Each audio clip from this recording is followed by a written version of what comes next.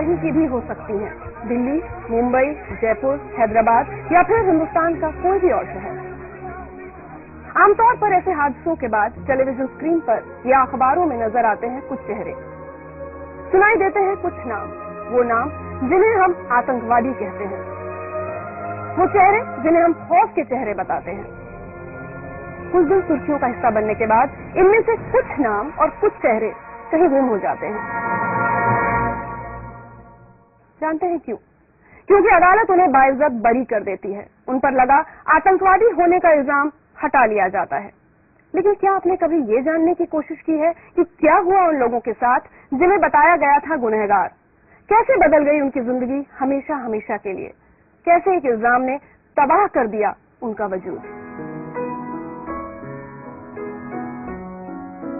Imran cricketer बनना चाहते थे, लेकिन उनके माता पिता चाहते थे कि वो एक इंजीनियर बने, पैसा कमाएं और अपनी बहन के हाथ पीले करें। लेकिन उनके ऊपर लगे एक इल्जाम ने सब कुछ तबाह कर दिया। उनकी बहन के लिए रिश्ता आना तो दूर, रिश्तेदारों ने भी मुंह फेर लिया। एक आतंकवादी को सबक सिखाने के लिए लोगों ने उनके घर पर पत्थर फेंके और हालत ये हो गई कि इमरान ने भी इस जिल्लत से तंग आकर खुदकुशी करने का फैसला कर लिया। इमरान, क्यों करना चाहते थे खुदकुशी? खुदकुशी इसलिए करना चाहता था क्योंकि मेरी वजह से जो है मेरे घर वालों को बहुत प्रॉब्लम हो रही थी और सिर्फ मुझे ये पुलिस वाले लेकर इतना न्यूज़ में बता रहे थे और मेरे घर पर कई बार खतराव हुआ और मेरे जो भाई है उनके स्कूल में उनसे तरह तरह के सवाल पूछे गए थे और मेरी बहन को उनके इंस्टीट्यूट से निकाला गया था क्योंकि वो मेरी बहन है और मेरे जो पिताजी है उन्हें उनके प्रमोशन की जगह डिमोशन दिया गया था। तो उसकी वजह से जो है मैंने सोचा कि मेरी वजह से इतनी प्रॉब्लम आ रही है, चलो मैं ही मर जाता हूँ तो ये सब प्रॉब्लम खत्म हो जाएगी। क्या हुआ था आपके साथ? क्यों पकड़ा गया आपको? मुझे इसलिए पकड़ा गया था कि मुझे बताया गया था कि आप जो है मक्का मस्जिद ब्लास्ट के जो मेन एक्यूज्ड है, मेन जो कॉन्स्पिरेटर है वो मैं ही हूँ, मुझे बताया गया था। मीडिया में उन्होंने ये बता दिया कि ये जो है इमरान जो है एक मक्का मस्जिद ब्लास्ट का एक्यूज्ड है और इसमें ही ये मास्टरमाइंड है जिसने ये ब्लास्ट करवाया है। और उसके बाद फिर अगस्त 25 को लुम्बिनी और गूगल चैट का ब्लास्ट हुआ था, उन्होंने मेन कॉन्स्पिरेटर फिर मुझे ही बताया था। तो उसके बाद में मुझे लेकर गए थे नार्को के लिए।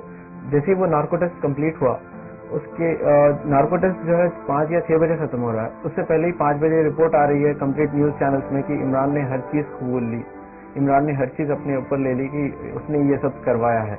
एक बात बताओ, आज अगर मैं आपसे कहूँ कि जुलाई 2007 जब आपको गिरफ्तार किया गया, वो दिन 22 साल की उम्र थी सिर्फ आपकी? 22 साल। एक आम लड़का क्या कर सकता है?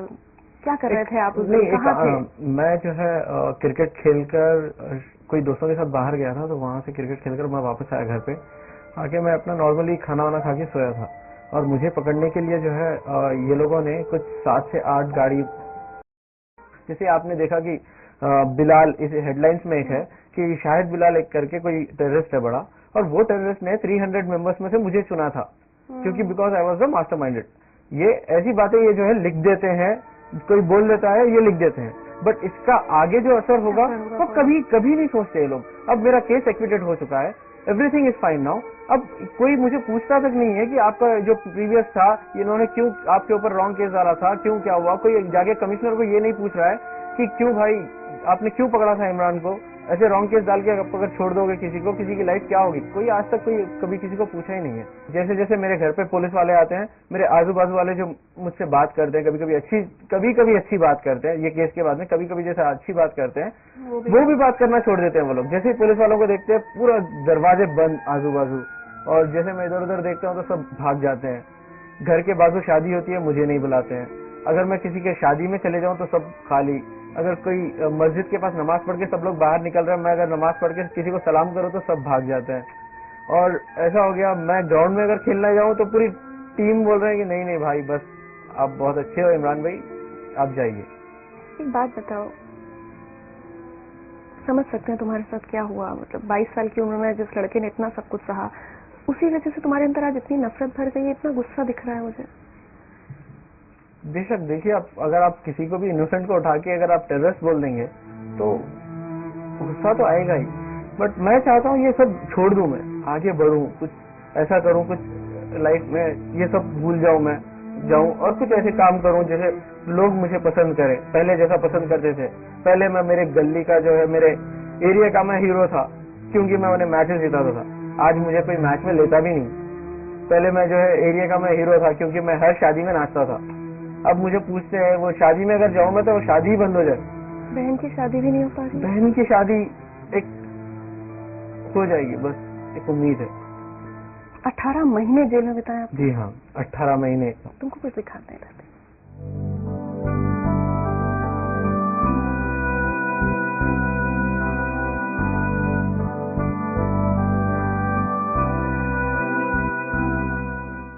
ये चंचलगढ़ सेंट्रल जेल है, यहाँ पे रखा गया था मुझे, और शुरू से आखिरी तक 18 महीने मैंने ये जेल में बिताए हैं। 4 दीवारी है, 4 दीवारी में मैं अकेला सोता था, अकेला रोता था। बोलते हैं ना कि अगर रोगे भी तो आप अकेले ही रोगे, जो भी है दुख है तो सुख है तो जो भी है अकेले ही वहां पे बिताना था, अकेले ही करना था, अकेला ही था। और मेरे साथ डाला गया तो किसको? अबू सलीम को डाल दिया उन्होंने डायरेक्ट। मैं अबू सलीम को देखते, मैं अबू सलीम को बेकार बेकार क्वेश्चन पूछ रहा था, आपकी मोनिका वैद्य से शादी हुई? तो वो बोल रहा था यार तू अभी बच्चा ही है, तो देखो ये इसको किसने डाल दिया केस में? ये अबू सलीम कह रहा है मुझे, एक क्रिमिनल होके दूसरे क्रिमिनल को समझा रहा है ऐसे। बहुत टॉर्चर भी किया गया? टॉर्चर बहुत ज्यादा। एक बच्चे को उठाते हैं, जो कॉलेज जाने वाला बच्चा है, खेलने वाला बच्चा है, उसे उठा के ऐसे मारा जाता है, 3rd डिग्री टॉर्चर दिया जाता है। मुझे जो है नॉर्मल इलेक्ट्रिक शॉक्स दे दे के परेशान, और इलेक्ट्रिक शॉक्स भी ऐसी जगह पे दिए जाते थे, प्राइवेट पार्ट पे। और प्राइवेट पार्ट पे यार समझ नहीं पाते। अब मैं वो पेन भी नहीं बोल सकता हूँ मैं आपको, इतना बुरा था वो एक लम्हा। जब मुझे मारा जाता था तो दिमाग में एक टाइप ऑफ वाइट रोशनी आती थी, आंख बंद करता था, ऐसे रोशनी आती थी, फिर ऐसे बिछक हो जाता था। अच्छा, वो मार दिया उन्होंने जेल में। उसके बाद में कंटिन्यू 3 महीने तक मैं रात में बराबर सो नहीं पाता था। सब लोग बोलते थे यार तू नींद में जो है एकदम उठ जाता फिर बाद में सोता है, तो बोलता था नहीं मैं तो सो रहा था ना। नहीं, वो बोलते नहीं मत मारो बोलते रहता है ऐसे। मैं हर मार पे एक ही बात पुकार रहा था, अम्मी बचाओ, अम्मी बचाओ, अम्मी बचाओ। मैं सोच रहा था शायद ये आवाज कहीं तक चले जाए, कोई आ जाए मुझे बचाने के लिए। फिर उसके बाद में मुझे जो है ऐसे बाल पकड़ के खींचते हैं नजदीक और ऐसे लात से मारते। जैसे मारने के बाद में उनके हाथ में अगर देखें इतने बाल आ जाते थे। जेल का सर्टिफिकेट है मेरे पास 2 साल का, वो दूं? कोई देगा मुझे नौकरी?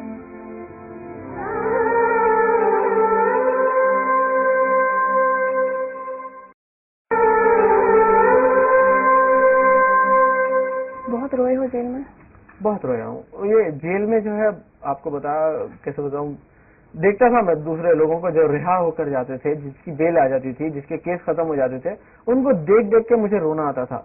और वो जो सलाखें वो साइकोलॉजिकली बहुत इफेक्ट करती है। और जब मेरे वालिद वालदा जो है आके रोते थे वहां पे जेल में, तो उन्हें देख के मुझे ऐसा होता था यार ये तोड़ूं और बाहर चले जाऊं, एक बार उनसे मिल लूं और वापस आ जाऊं। और सब में मेरे लाइफ का जो सब में बुरा दिन गया है, लाइफ का अब तक की अगर कोई पूछेगा कि सब में लाइफ का जो सब में बुरा दिन था, वो था जेल में ईद का दिन। ईद के दिन मैंने नॉर्मली पूरे लोगों को मैंने समझाया आप मत रोइए। बाद में मैं जेल में अपने बैरक में आता हूँ और मैं रोता हूँ, क्यों? मेरे माँ बाप से मैं दूर हूँ। एक बार तो क्या हो गया, किसी ने कह दिया कि मेरे माँ का डेथ हो गया ईद के दिन। अरे क्या यार, उस दिन तो सोचो आप कैसे, मैं कुछ समझ में नहीं पा रहा, मैं बात नहीं कर पा रहा हूँ, इधर जा रहा हूँ उधर जा रहा हूँ पागलों की तरह। जेलर को बोल रहा हूँ सर प्लीज एक फोन करने दीजिए। वो बोल रहे नहीं सर नहीं, हमारे पास जो है हम नहीं कर सकते, आप समझिए बात को, विल डू वन थिंग। वो ऐसे करके फिर बाद में उन्होंने एक जो है शायद किसी से परमिशन ली, कोई बड़ों से बता करा कि ऐसे कुछ नहीं हुआ है मेरे घर पे। हेलो अस्सलाम वालेकुम मेरी बेटा। कभी ये हम लोग सोचते भी नहीं थे कि ऐसा इतना बड़ा हो जाएगा और आप वापस सही सलामत घर आएंगे।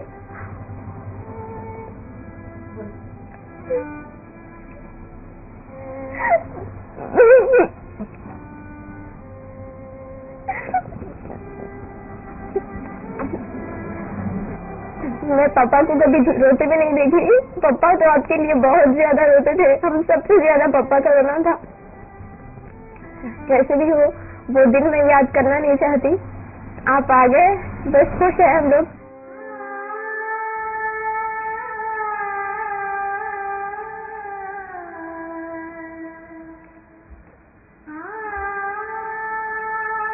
देखा आपने जैसे बोल रहे हैं छोटे जो मेरा छोटा भाई है और बहन है, दोनों एक दूसरे की कभी बनती नहीं, और वो दोनों मेरे लिए एक हो गए।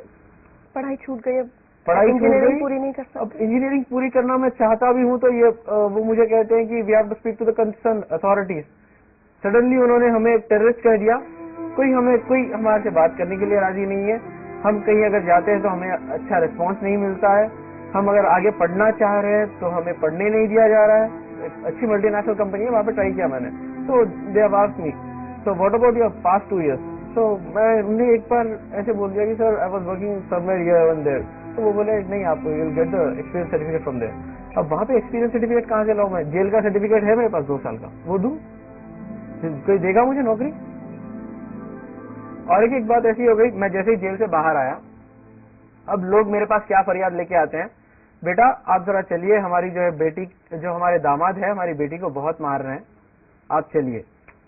मेरा बैकग्राउंड उन्होंने ऐसा बना दिया, एक गुंडा बना दिया, गुंडा टाइप ऑफ बैकग्राउंड बना दिया। Do you feel helpless? बहुत सारा हेल्पलेस ऐसा है, ये वर्ड ही जो है ना, कुछ बोल ही नहीं सकते, वर्ड के मायने जो है वो सब खत्म हो गए। हाँ इमरान, मेरे बच्चे दुआ तुम्हारे, और तुम कहाँ है, खुश रहो, और यही दुआ है मेरी कि आप जो भी अपने से 2 साल में जो बीता है वो उसे भूल कर आगे बढ़ो। हर दिन मैं आपके लिए दुआ करती रही, हर नमाज में आपके लिए, हर टाइम टू टाइम, रात को होता रात को, दिन को रहते दिन को आपके यहाँ से दुआ करी, और ये भी सोची कि ना मेरे बच्चे को ये करे, एक ना एक दिन मेरा बच्चा आएगा, ये उम्मीद लेके मैं दुआ करती रही। कंचन, अपने परिवार का ये सब दुख सुनकर ऐसा भी लगता है, अपने आप से कहा कि इमरान तुम्हारी वजह से सब ये हो रहा है, सब परेशान हो रहे हैं, कभी खुद से भी क्या? कभी नहीं, हर बार ऐसी होता है, हर बार। जैसे 3 साल से कम्प्लीटली मैंने समझ लिया है कि ये सब चीज मेरी वजह से ही हो रही है, और मैं इन्हें वो सुख दूंगा। मैं जितना मैंने उन्हें दुख दिया है, जितना मैंने वो दिया है, मैं अपने आप को, अगर मैं मर जाऊं, कट जाऊं, जल जाऊं या कुछ भी हो जाए, मेरा खून का आखिरी खतरा भी बच जाए, तो मैं वो दुख को हटा के वो सुख देने की कोशिश करूंगा ही करूंगा। इमरान, आज हम सिर्फ ये दुआ मांग सकते हैं कि अब तुम्हारी आंखों में भी कभी आंसू ना आए। तुम जिस तरह से अपने परिवार को खुश देखना चाहते हो, वो सारी खुशियां तुम उन्हें दे पाओ, तो अपनी पढ़ाई लिखाई दोबारा शुरू कर पाओ, जिंदगी में बहुत तरक्की करो, और ये जो बुरे वक्त का साया तुम्हारे परिवार पर रहा है, ये वापस लौट कर ना आए, ये साया तुम्हारे सर पर से हट जाए। एक तोहफा हम तुम्हारे लिए लेकर आए।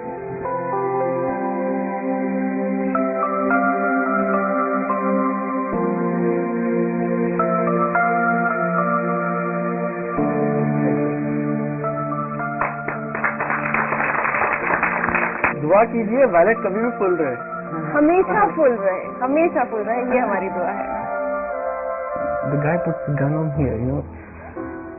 I mean, मुझे ये लग रहा था कि नेक्स्ट सेकंड नहीं बचूंगा, खत्म, you know.